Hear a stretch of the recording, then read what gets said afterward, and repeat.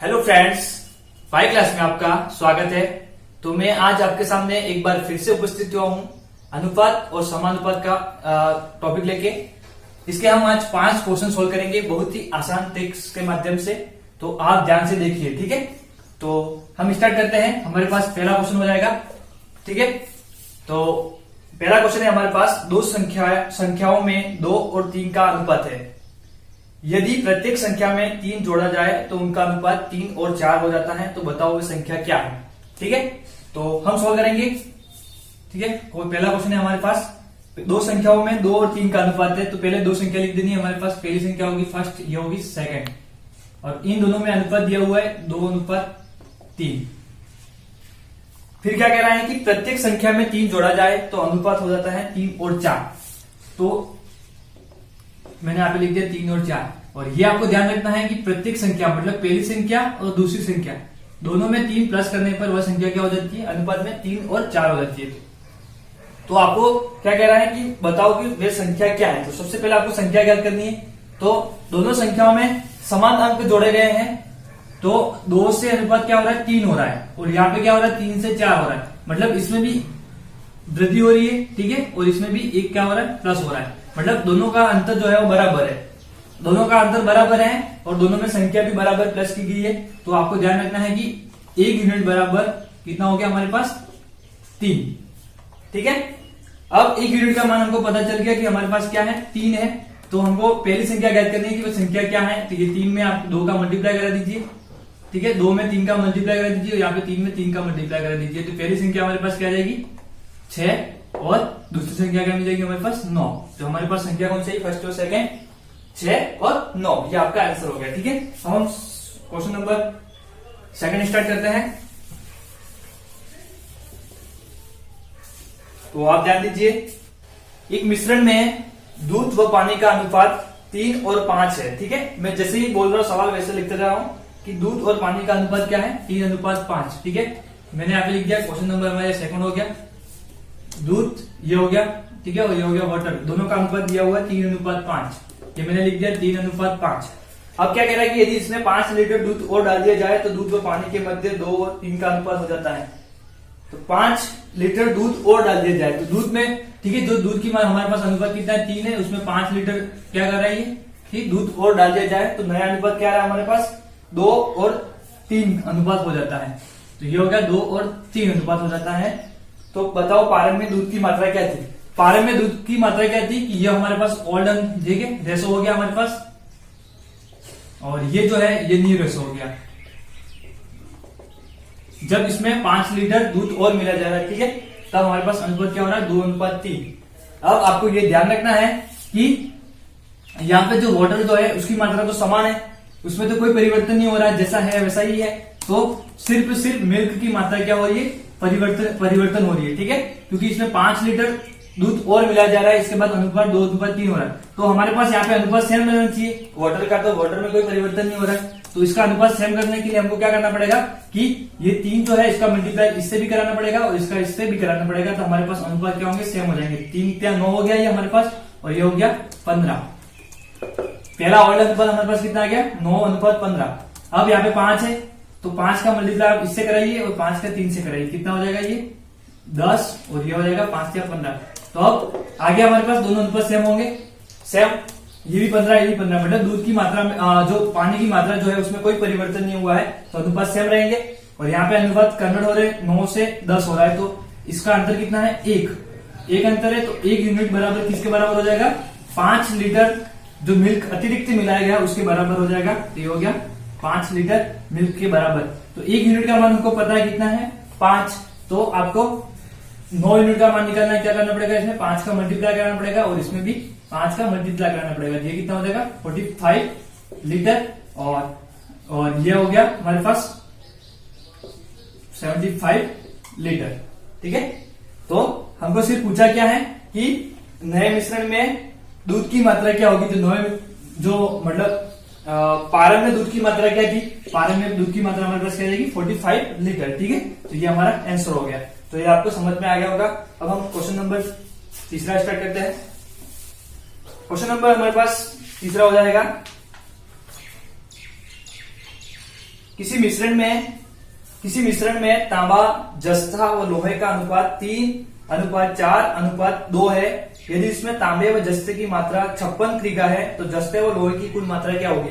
तो सबसे पहले मैं लिख देता हूं कि मिश्रण है, मिश्रण में तांबा है, एक जस्ता है, एक लोहा है। ठीक है, तो मैंने यहाँ पे लिख दिया, जैसे ये तांबा हो गया हमारे पास, क्वेश्चन नंबर 3 है। ठीक है, तांबा,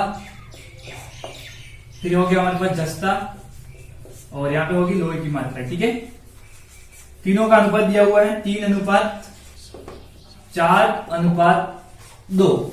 ठीक है, और ये कह रहा है कि तांबे व जस्ते की मात्रा क्या है, 56 क्रिगा। तो इन दोनों की मात्रा दी हुई है, तांबे और जस्ते की दी हुई है 56 kg, और आपको पूछ रहा है कि जस्ते और लोहे की मात्रा क्या होगी। तो सबसे पहले आपको क्या करना है कि ये 3:4 और 4 दोनों को प्लस करना है। ये किसके बराबर हो जाएगा आपके पास, ठीक है, ये हो गया हमारे पास 56 के बराबर। मैंने कल ही बताया था कि जो ओरिजिनल मान है उसको ऊपर रखना है, जो अनुपात में आ रहा है उसको नीचे रखना है। ये हो जाएगा 7 किसके बराबर हो जाएगा, 56 के बराबर, केजी के बराबर। और आपको पूछ रहा है कि जस्ते व लोहे की मात्रा क्या होगी, तो जस्ते, ठीक है, जस्ता प्लस लोहा, तो इसकी मात्रा निकालनी है। तो आपको क्या करना पड़ेगा, इन दोनों अनुपात को प्लस करना पड़ेगा, फिर यहाँ पे मल्टीप्लाई कर देना पड़ेगा। तो ये हो गया, ठीक है, इंटू 4 + 2, क्योंकि इसमें जस्ता भी है और लोहा भी आ गया, तो दोनों की मात्रा पूछ रहा है। ये हो गया। अब इसको सोल्व करूंगा, इसमें हो जाएगा ये 56, ये हो जाएगा 7, और यहाँ पे हो जाएगा हमारे पास 6। अब ये कटेगा, कितनी बार जाएगा, 8 बार, और ये हो गया 8 × 6, तो हमारे पास आ जाएगा 48, और ये आ जाएगा क्रिगा। तो ये हो गया हमारे पास जस्ते और लोहे की मात्रा। ठीक है, तो आप इस प्रकार जो है वो निकाल सकते हैं। अब हम क्वेश्चन नंबर 4 स्टार्ट करते हैं। क्वेश्चन नंबर जो है 4, ये हमारे पास हो जाएगा कि एक स्कूल में लड़कों और लड़कियों का अनुपात क्रमशः 4:5 है। जब 100 लड़कियां स्कूल छोड़ देती हैं तो अनुपात क्रमशः 6:7 हो जाता है। तो स्कूल में लड़कों की संख्या बताओ।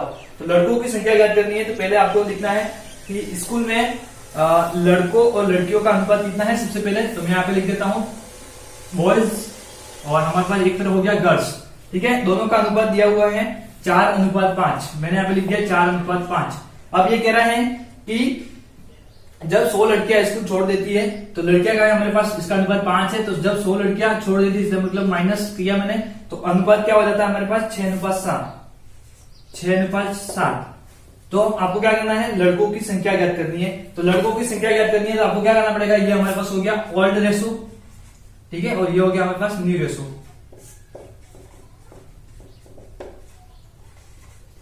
अब यहां पे जो है लड़कों की संख्या में कोई परिवर्तन नहीं हो रहा है, सिर्फ लड़कियां जो है, इसका पहला अनुपात 5 था, उसमें से जो 100 लड़कियां जो थी वो चली गई। ठीक है, तो आपके पास अनुपात जो आ रहा है, नया अनुपात 6:7 आ रहा है। लेकिन यहाँ पे जो है 4 बॉयज का, यहाँ पे 6 है, तो लड़कों की संख्या में कोई परिवर्तन नहीं हो रहा है, तो अनुपात सेम रहेंगे। तो अनुपात सेम बनाने के लिए आपको क्या करना पड़ेगा कि ये जो 6 है इसका मल्टीप्लाई इससे भी कराना पड़ेगा और इसका इससे भी कराना पड़ेगा। तो हमारे पास हो जाएगा ये ऑल्ड रेशो, ठीक है, 24, और ये हो जाएगा हमारे पास 30। ठीक है, अब यहां पे भी सेम होना चाहिए, यहाँ पे 24 है, यहाँ पे भी 24 आना चाहिए। 24 आने के लिए आपको इसका मल्टीप्लाई जो 4 है इसका 6 के साथ भी कराना पड़ेगा और इसका 7 के साथ भी कराना पड़ेगा। कितना हो जाएगा 24 अनुपात, और इसका 4 से कराया कितना हो गया 28। अब ये अनुपात सेम हो गया हमारे पास, बॉयज जो है उसके में संख्या में कोई परिवर्तन नहीं हो रहा है, तो इसका अनुपात सेम हो गया। अब यहाँ पे अनुपात जो देखो, यहाँ पे पहले 30 था, यहाँ पे 28 हो रहा है, तो कम हो रहा है क्योंकि यहाँ पे 100 लड़कियां जो है वो चली जाएगी, इसलिए 30 से 28 हो रहा है, तो मतलब 2 यूनिट का अंतर है। और ये 2 यूनिट किसके बराबर हो जाएगा हमारे पास, 100 लड़कियों के बराबर, क्योंकि जो 100 लड़कियां छोड़ के जा रही है स्कूल, तो उसके बराबर हो जाएगा। तो ये हो गया 1 यूनिट बराबर हमारे पास मान हो जाएगा, 1 यूनिट बराबर 100/2, तो हमको मिलेगा ये 50। ठीक है, अब 1 यूनिट का मान को पता चल गया 50 है, तो हमको क्या ज्ञात करना है, लड़कों की संख्या ज्ञात करनी है। तो लड़कों की संख्या पहले पर हमारे पास क्या थी 24, इसमें आपको 1 यूनिट में मल्टीप्लाई कर देंगे, तो 24 यूनिट है हमारे पास टोटल। तो 1 यूनिट का मान 50 है, तो 24 यूनिट का मान कितना हो जाएगा 24 × 50। ठीक है, तो ये हमारे पास माना जाएगा 24 हो जाएगा, ठीक है, 50, और इसका हम मल्टीप्लाई कराएंगे, कितना हो जाएगा, ये 0 का 0, ये 5 का 4 बार वाला में कितना हो गया, ठीक है 20, यहाँ से 2, और ये हो गया 10 और ये 12। तो हमारे पास लड़कों की संख्या पहले कितनी थी 1200। तो ये हमारा आंसर हो गया। ठीक है, तो ये आपको अच्छे से समझ में आया होगा। अब हम क्वेश्चन नंबर 5 स्टार्ट करते हैं सोल्व करना। अब क्वेश्चन नंबर हमारे पास 5 हो जाएगा, ये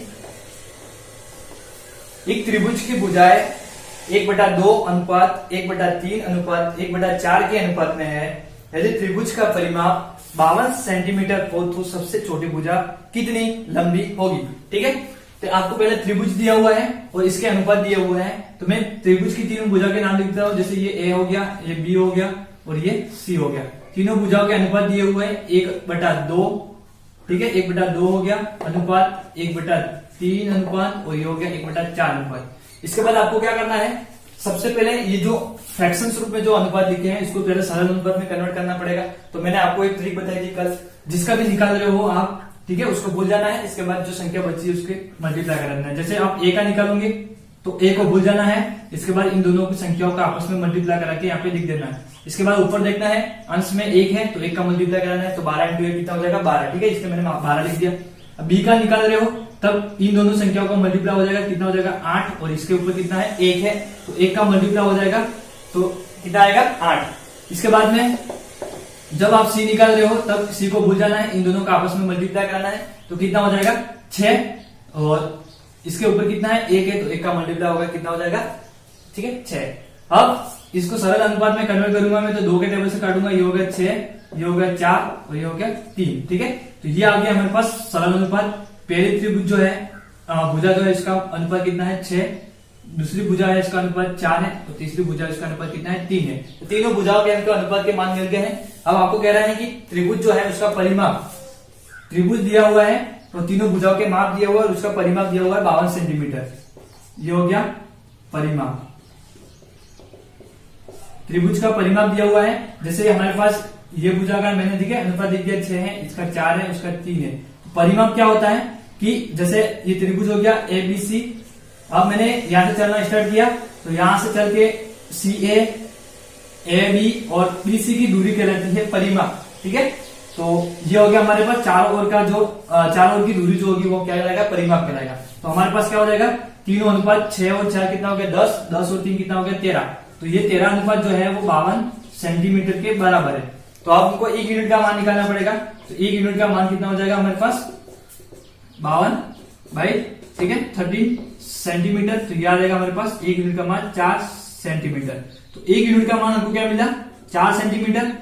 तो अब हमको निकालना क्या है कि त्रिभुज की सबसे छोटी भुजा ज्ञात करनी है। तो मैंने कल ही बताया था कि अनुपात में सबसे छोटा अनुपात होगा वो सबसे छोटी भुजा। तो यहाँ क्या हो गया 3। अब 1 यूनिट का मान हमारे पास क्या है 4 सेंटीमीटर, तो 3 का मल्टीप्लाई हो जाएगा इसके साथ, तो सबसे छोटी भुजा हमारे पास निकल के क्या आएगी 12 सेंटीमीटर। तो इस क्वेश्चन को आप ध्यान रखिए, ठीक है, बहुत ही इंपोर्टेंट क्वेश्चन है, तो आपको ये ध्यान रखना है। तो फ्रेंड्स, मैं आशा करता हूं कि आपको ये वीडियो अच्छा लगा होगा। आज तक हमने जो पढ़ाया वो आपको समझ में आया होगा।